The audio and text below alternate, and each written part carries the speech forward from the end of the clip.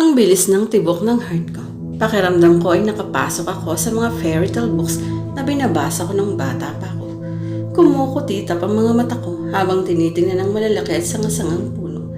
Nagkukulay orange na rin ang paligid dahil sa mga natuyong dahon at sinag ng palubog na araw.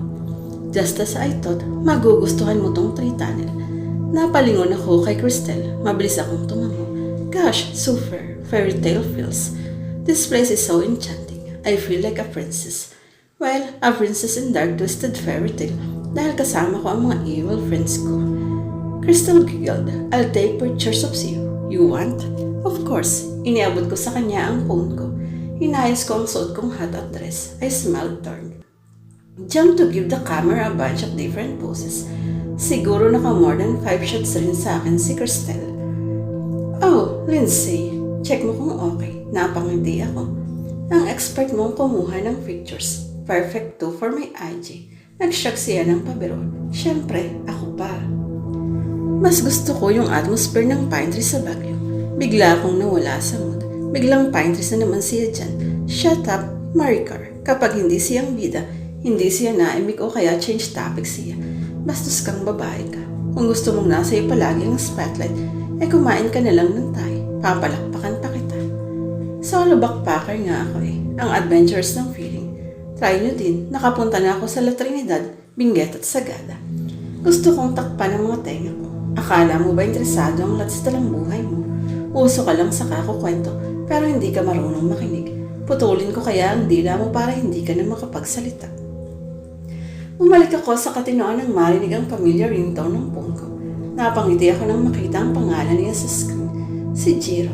Pero bago ko pa maklik ang answer button ay biglang nawala ang call. Girl, nakakainis. Hopeless talaga ang signal dito sa gubat. May signal ka? Tumawag ba si Boyfriend? Tanong ni Rika. Nawala Oo. I answered her abruptly. Baka mapag-interesan pa niya ang darling Jiro ko. Ang bogi kaya ng hobby ko. Magaling pang mag-magic. Hehe. Lahat na lang ng mga cute guy friends ko ay pinipilit ako ni Rika na ipakilala ko siya. Pagkatapos malalaman ko na lang na nakasex na pala niya. Malandi. Kaya after high school natuto na akong mag-ingat sa kamandag ni Rika. May mga kabarkada rin kasi akong lalaki. Mas komportable nga akong kasama sila. Mas totoo pa silang kaibigan. In life, men may be competitive but women are jealous.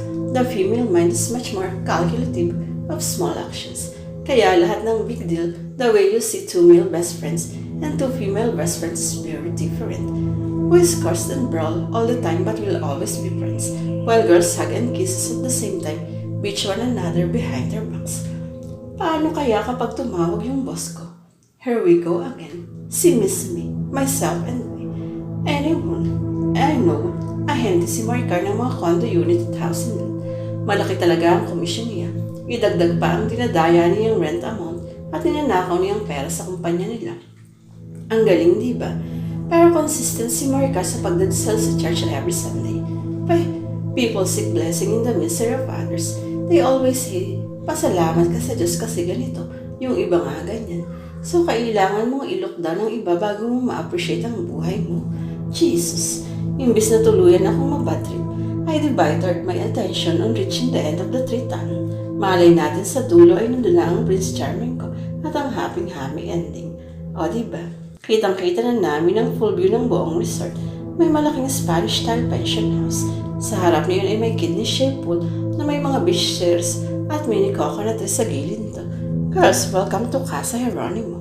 Masigla ang welcome sa amin ni Cristel kahit medyo patay ang kulay at hunting bag nitong lugar nila. Paniguradong mas magiging healthy at makukulay ang mga plants and trees dito dahil sa nutrients ng ibabaon kong dead bodies ng mga friends ko. Joke lang. Wow, makakasa ka.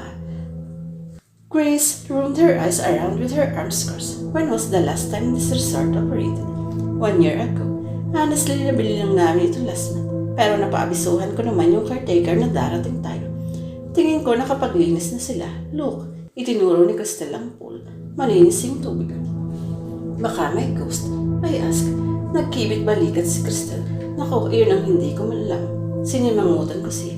Huwag ka ngang manakot. Isang multo lang naman ang kinatatakutan ko. Ang multo ng dating ako na nawala mula nang maging kabarkada ko sila. At ang multo na lumitaw dahil sa kasamaan nila. Wala na akong mailuha pa. Parang dinukot ang puso ko. Nakatulala lang ako sa kabaong ng magulang ko. Buhay nga ako, pero pakiramdam ko ay isa akong nawawalang kaluluwa. Condolence, Lindsay. Napaangat ako ng tingin. Si Maricar, Rika, at Grace na nasa aking harapan. Ni hindi ako makahulma ng ngiti para tumugon sa kanila. Umupo sila sa tabi ko. Hinagod ni Maricar ang likod ko. Ano bang ikinamatay nila? Napapikit ako ng madiin. Hit and run. Anong sabi ng mga pulis? Nahuli na ba yung nakabangga? Tanong ni Grace. Umiling ako. Hindi pa. Wala nga silang kahit anong lidi. Magpatuka ka ng sisiw sa ibabaw ng kabaong. Nagsimulang magkwento si Rika. Ginagawa raw yun kapag pinatay o na aksidente ang biktima para makonsensya ang kung sino man yung gumawa ng krimen. Hindi naman makakatulong yung mga pamahiin mo, Rika. Suggestion lang naman ang akin, Grace. Saka effective raw. Yun ang sabi ng lola ko, no? Bago pa sila magtalo, pinutol ko ng silang dalawa. Nasaan nga pala? Sina Abby at Cristel. Hindi raw makakapunta si Abby kasi may sakit daw yung anak niya.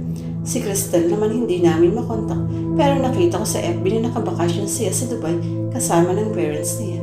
Sagot sa akin ni Maricar. Nakaka-disappoint ang akala kong mga pinakamabait at malapit kong kaibigan sa grupo ay hindi man lang makagawa ng paraan para damayan ako. Gusto niyo ba ng kape at biskwit? Tumayo ako.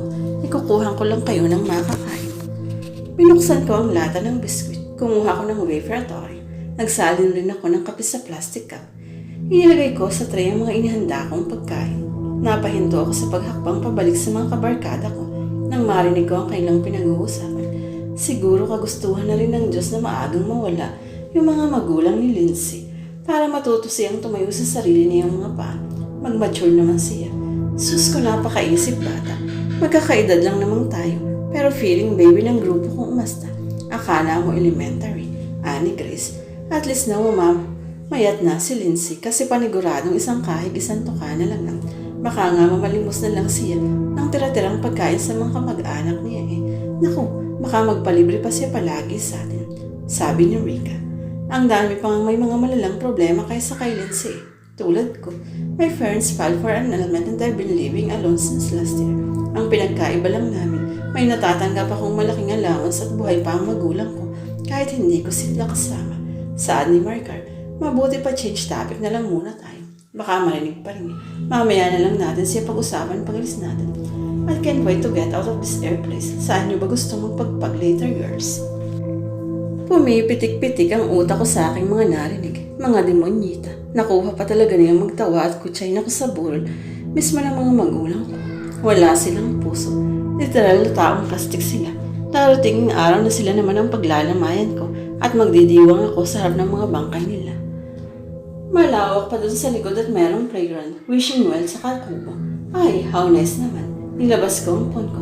Gusto ko pang umikot. Explore tayo. Will you stop being childish, Lindsay? Nakakairita. At your age. Binilatan ko lang si Grace nang tumalikod siya. Virgin pa kasi siya kaya bugnutin. Wala pang nagdilig sa kanyang tuyot at tinaamag na pechay. Wahaha. Excited, sabi ni Abby. Kumapit ako sa braso niya. Oh yes, super excited. Malagal kong hinintay ito. Nangunot ang noo ni Abby. Anong ibig mong sabihin? Wala naman. Ang tagal kayang pinlano itong reunion natin. 7 years in the making. Panay ang picture ko habang naglilibot kami.